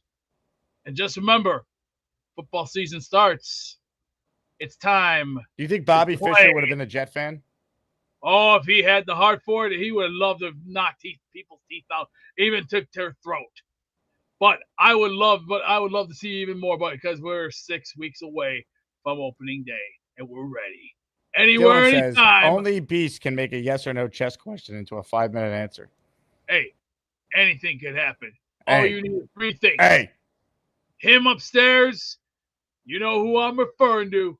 The man who holds our cards. Our Aaron Lord and Glenn? Savior, Jesus Christ. That's Oh, right. not Aaron Glenn? Aaron Glenn's second because he's tough. So He it was goes raised God right. and then Aaron Glenn, if we're keeping track. Hey, Jesus is big. Hey. Jesus is the biggest thing in the world. Why? Because he helps not just me, but the whole world out. George Carlin said it best. He gets Christians on Sunday. He gets Catholics on Saturday. He gets Muslims on Friday. God has a 3-day weekend. Wow. But unfortunately, I'm not going to worry about that right now because I'm going to go do something more fun. It's called Stay Out of the Sun and go get my exercise in because I already timed myself this morning. I'm already at 2,000 steps. I'm preparing to go at least 5,000. 2,000 steps. Where were you walking, Beast? At 6:30 this morning. What was I doing? Getting out the door, go heading to the stores. It's called Be Prepared. If you're not prepared, you ain't ready. And you're not ready for anything but sitting there on your dead ass with your one finger up your nose and the other up the pooper scooper. Now, let's move along to the next caller and let's keep playing the game of life. How about a game, Beast? You ready? I ready to play the game of life. Bingo. Oh, nice. Hey, okay, there's a good call here. Bingo. I said that a couple of times. Definitely I'm correct about that. Cheap toilet paper is definitely correct. I'm glad Hey, this Beast, this I received a Jaguar- request. Metro Funny joins the raffle for 5. He wants a little Beast D2. You ready? I don't think. Bimbo boomy, bimbo bimbo boomo bop, bimbo bop, bimbo bop, bimbo boomy, bimbo boomo bop. The bird special. Yeah, you're not gonna get them specials as much as $50 a week. Yeah, that's right. I think everyone has bingo now. Well, hey, bingo's on our phones too. We got the Price is Right bingo. You can play any sort of bingo. You can play Bingo Blitz. You can play all that other goofy other blitz. But I stick to one blitz and one blitz only. Jets Blitz. I used to play NFL Blitz 2000 beats. That's a great game. I did that. I have that as well. Let me just say this: if I'm using the Jets, your lights will be dimmed. dimmed. Dimmed. Now. Sham writes in, and here I thought Beast was the biggest thing on earth. Jesus Christ is the biggest thing on earth. Who do you think made this world? God did. God brought us here. Why do you think we got a lot of good things happening? But here's the difference right now. The world's a mess right now. But we're not going to talk about that right now. We're going to talk about football. And you know what's coming up soon? Basketball. Yeah, that and basketball. Well, not really. Basketball's in October. Yeah, I know, but I'm ready for some basketball. I wouldn't mind hearing a little defense, defense. Yeah. Hey, I wouldn't mind hearing that from the Nick crowd. That word defense. You sitting in their front cart with let's see. I can't think of many New Yorkers that would go to a basketball game besides Jack Nicholson. I know you go there too, especially Spike Lee. Yeah, you know who I'm talking about by Spike Lee. And, some people hate him. I like him. I like Spike Lee. And then there's another guy I like, that Steven guy from ESPN. I like him too. Rich Comini, love him. Even Chris Berman. Chris Berman's another one. Where's he been, Chris Berman? They don't play him as much. But hey, Chris Berman's the greatest guy to ever live when it comes to NFL, especially with his best line. He could go all the way. Hey, Beast, give us a little whoop like Berman would do. Whoop! Whoop! Look at him go! Whoop! I think he took a turn there. Whoop! Oopsie! Whoopsie! Hey, he could go all the way. That's right, folks. Now we're gonna get ready to go to a commercial. Now let's pause for the station identification. Take it away. For as long as I can remember, ever since I was a little boy, it was my dream to go to Hogwarts. People always told me, Beast, you're not a wizard. You don't know magic. But I said, I don't care. I'm doing it anyway. And guess what? So what did I do? I grabbed the nearest one and started flinging it around. Pew, pew, pew. Abracadadoodle. Now nobody disrespects me because I'm a proud graduate of Hogwarts. And listen up, Six Rings. Keep talking and I get a spell for you behind the 7-Eleven. Well done. Well done. Great call, Beast. I also wanted to show this on the program. This was sent to me by a listener who may or may not have a torn ACL. Beastbreaker getting ready for basketball season already. Can't wait. All right, couple super chats. Then we got a legend on the line who I think is calling us internationally on the show. First things first, super chat from Daz, who gets 5 more raffle tickets. Yeah, the wife really wants the Mangle jersey. Get me in for 5 more. I think Beastbreaker and 6 Rings will end up couple of the summer. Their love is unmatched. Now that is a bold claim.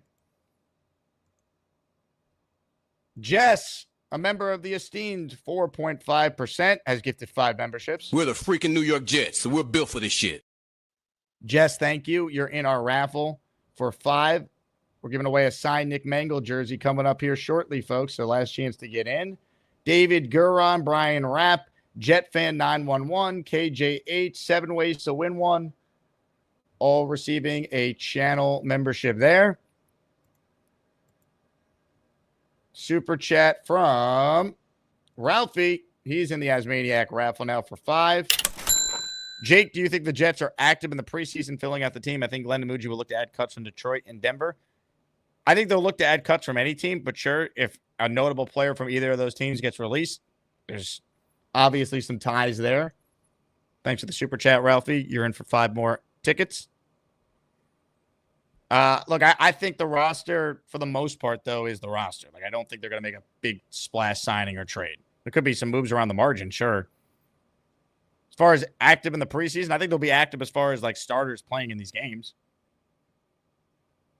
Like, I don't think Fields in the starting offense is going to go like one drive and that's it. Or like last year, Saleh didn't have Rodgers playing any of the preseason games.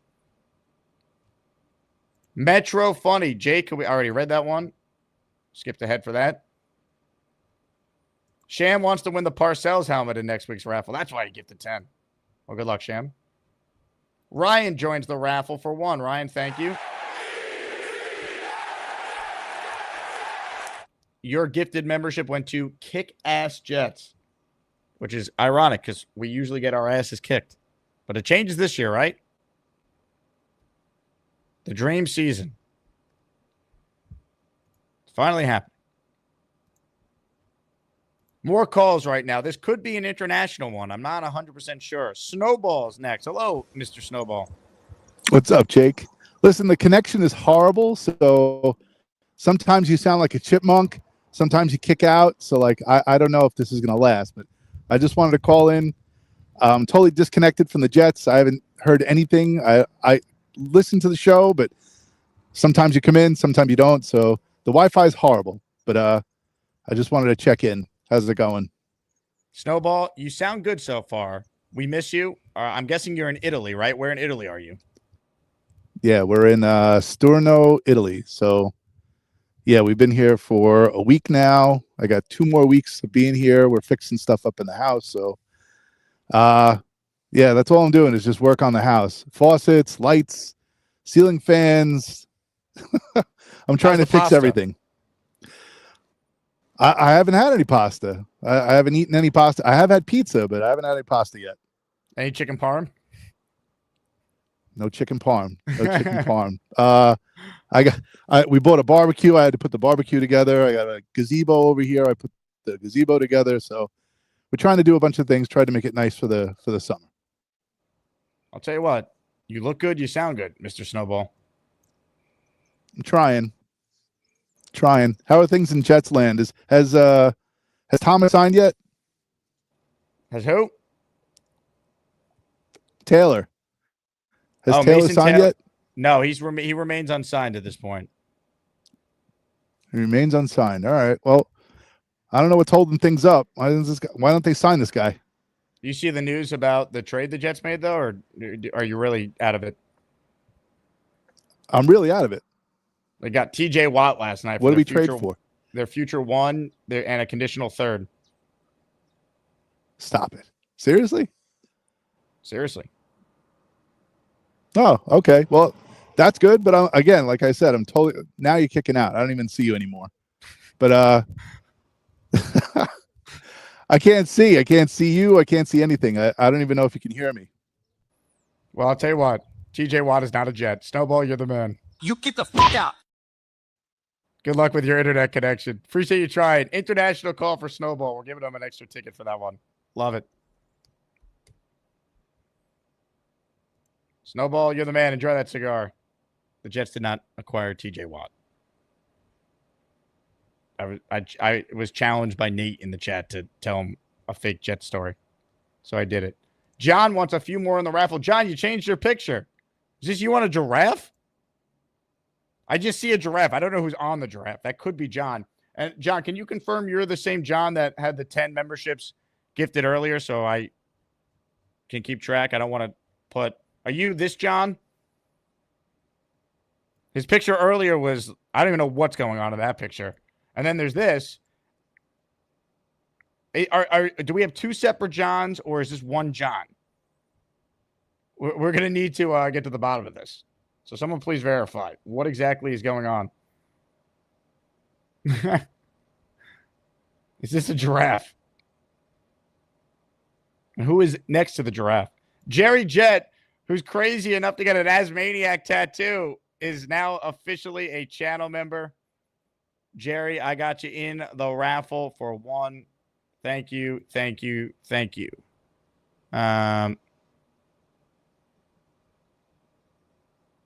There's the tattoo, by the way.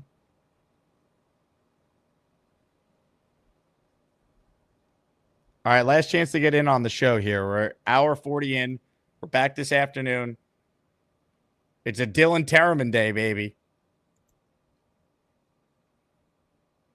Kyle Clifton, Italy, Beast, the one, World War II.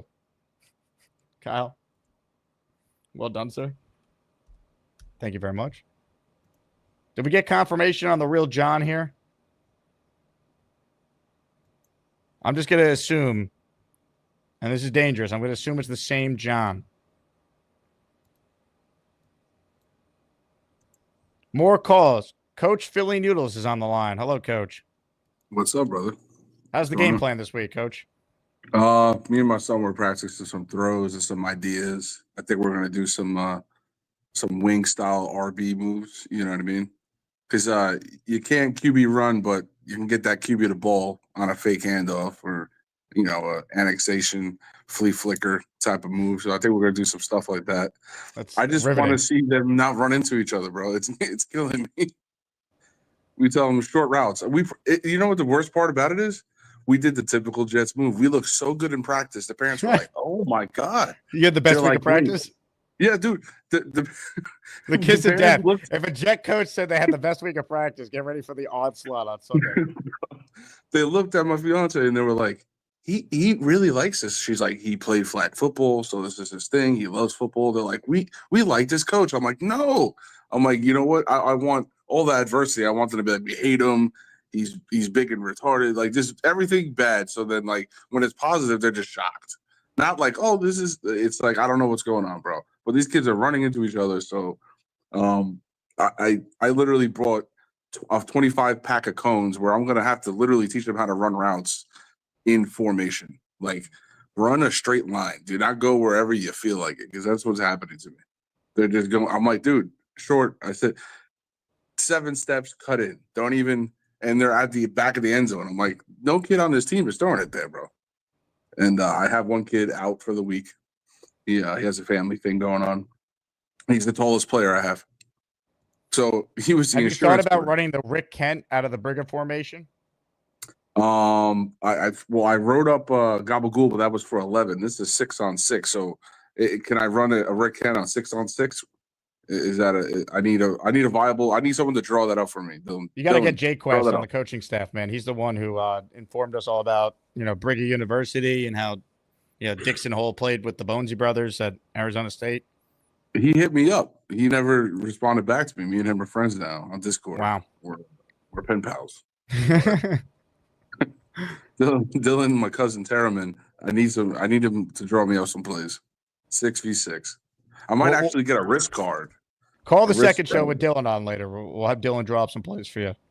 All right, all right, Dylan, get that done. I'll call you guys later for sure. Philly, appreciate your call. Yes, sir. Philly Noodles, everybody. All right, truly last chance here for the Mangled signed jersey giveaway. That's coming up. Also, if you need something to do 2 days from now, I have just the thing.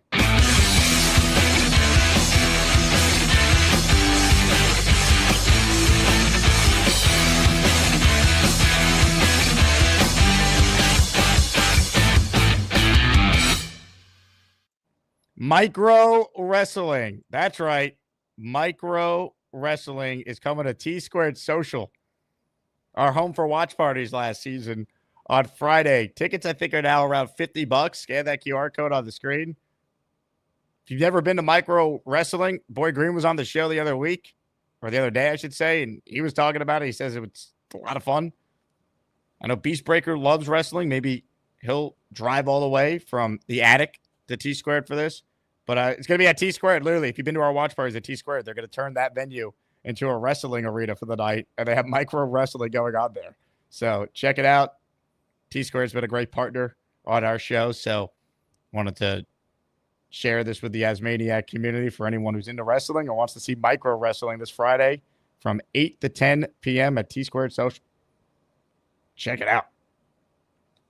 Comments, questions, super chats, they continue to cut the line. I appreciate all of you being tuned in to the show. We have a legit raffle entry here from Snowball. Say hello to Johnny Boy for me. Jets Worldwide. Wide. Everyone go subscribe to Jets Worldwide as well. Did I miss a super chat? I don't think I did. I don't believe I did. Fantastic. Now, if you saw the first show yesterday, it was a wild one. I officially became a therapist live on the air. You can see in the back, I have my diploma. I'm a licensed therapist. And I'm going to play a clip that's going to explain why I had to be a therapist. And while this clip is playing, I'm going to put together the names for the Nick Mangold Daily Raffle, and we'll do that before we wrap up the show. Ladies and gentlemen, yesterday, if you missed it, and believe me, you're going to want to see this. Pork of the Morning is next on the show today. Hello, Pork. Strange thing happened to me. The whole thing with my divorce, it never went through, right? My wife never signed the papers. So she texted me on Thursday. She wants to reconcile. So I said, we'll try it again. Some people don't want me to do it, but I mean, it's my life, right? Okay. I do love the lady. We've been through a lot together. What people don't know is my mom died like 2 days before I moved here. She actually died on my dad's birthday, and he died on the 4th of July. You know, I was reading the stuff that Sauce was saying. He will sign a contract. And he Hold on a second. Hold on. We can't get to a Sauce Gardner take off of what you're saying. That is, I will definitely give you a chance to make any jet point you want. Warning, Jake Asman is not a mental illness or psychiatric professional. You had this conversation with her over the weekend. I'm assuming this was in person. Did you guys plan to meet and talk about your relationship? What exactly happened that led to you guys rekindling your marriage, essentially getting back together? We went out for breakfast yesterday, talked about everything we've been through in the last 2 years and, you know, where our lives are at. And we both miss each other dearly. I'm going to move out of this apartment here within the next couple of months. This one-room love shack really ain't me anyway. You got to try it if your heart's telling you to do it. Yeah, my heart's in it. I mean, I probably shared to you, I am a recovering alcoholic, and she is too. We're probably going to go to church next weekend. If I went to church, it would have to be done by 12. All right, I'm not missing a 1 o'clock kickoff. Let's be real. She knows that already. The world stops when the Jets are. Exactly. Let me get back to that Jets tape. This was something. I wish you nothing but the best, happiness, all that. Keep us updated on everything. You know, we're wishing you all the best with whatever comes next with you and potentially rekindling your relationship with your ex. All right, guys. Jet lag to the next life. Have a great day. Amazing. Shout out to Pork, a true legend. And shout out to the best community to ever exist. It's raffle time. Part 2. It's time to announce the winners of the weekly ASMANIAC Raffle. Let's spin the Jake Asman Show Wheel of Champions and find out which ASMANIAC is winning an epic prize. We gave away our weekly prizes, the Namath helmet, the Maynard helmet, the Klecko helmet, the Revis jersey, but we got another prize on the show, a signed Nick Mangold jersey, one of my personal favorite Jets. Friend of the show, Nick was nice enough to join our draft stream last year, which was great. Ladies and gentlemen, music, please. Only one can win, but don't worry. If you don't win, you're automatically entered in next week's raffle, which right now includes a signed Bill Parcells helmet. Good luck to everyone. Again, thank you all for supporting this channel. The memberships, the super chats, they're driving the revenue because YouTube's ad revenue is down right now in the summer. Plus, my views are down because the Jets are not in the news. A slow time of year for all. So thank you all for your support. Ladies and gentlemen, let's spin the wheel. Good luck, and let's find out who's winning the Mangold jersey right now.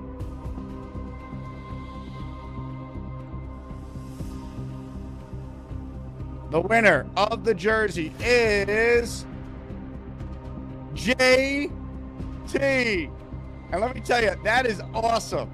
It just shows you all it takes is just to be in to have a chance. JT at 10:36 this morning Eastern time was the first listener to gift on the show today. I don't even think I announced what the prize was publicly yet. I just posted it in the Discord only, and JT's a longtime supporter of the show. So JT with one gifted membership won himself a signed Nick Mangold jersey. He just wrote in, I thought I had no shot with that one. Yo, JT, congrats, man. That's awesome. Love that. Appreciate everyone who supports the show. That's why we do these daily raffles. You got to be in it to win it.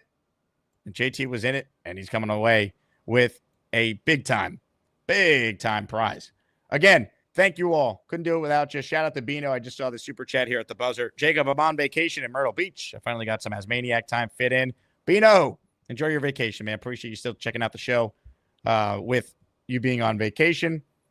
We're back this afternoon. Dylan Terraman is going to join us. I'm looking forward to it, as should you. Until then, I will talk to you guys soon. JETS.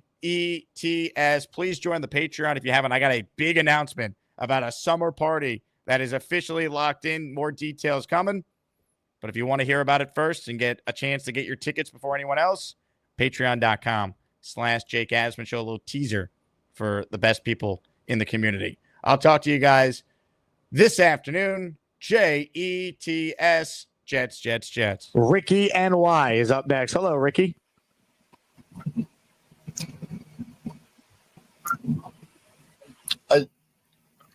Okay, did you lose me? What's up, Ricky? At any rate, I will be calling back soon with different Wi-Fi. You're the man, Ricky.